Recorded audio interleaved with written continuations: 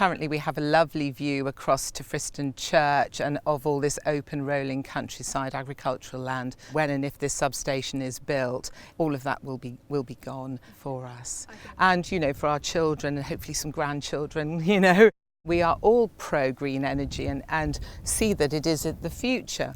If somebody had said to me, weighing everything up, this is actually the right place and the only place, then I might have accepted that. But there's a failure to join up the planning of these things, and so everything is happening in a rather piecemeal fashion, and we are the victims of that. Each project goes to planning entirely separately, so there's no overview of the whole thing. So it was planned that these substations would go into the grid via the Borsey to Bramford route, using the Bramford substation. That is already under construction. There's already all this work going on, but SPR were allowed to downgrade that during the process. So now we have to have an alternative site. There seems to be a total lack of policy in any way joining up all these different projects. And what we need is a sort of overall blanket policy to avoid this really terrible impact on individual communities, because in the end we will find that areas like East Suffolk,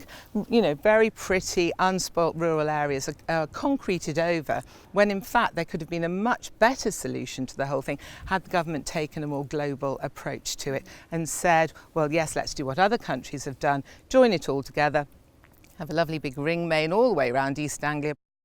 This whole thing is a completely missed opportunity for schemes that could be world-leading, could show that you can do green energy in a way that doesn't have this really negative environmental impact onshore. Do it in a joined-up way where we can have something that we can look to and think, yes, we did that really well, instead of concreting over areas like this in a piecemeal sort of fashion and actually making local communities feel that they have really not been considered in all of this. What do we want the legacy of these types of projects to be? Do we want to have this sort of negative feeling about green energy simply because of the way it impacts on us onshore, when actually it should be a great thing and we should be really looking to the future thinking this is a positive thing that has been done?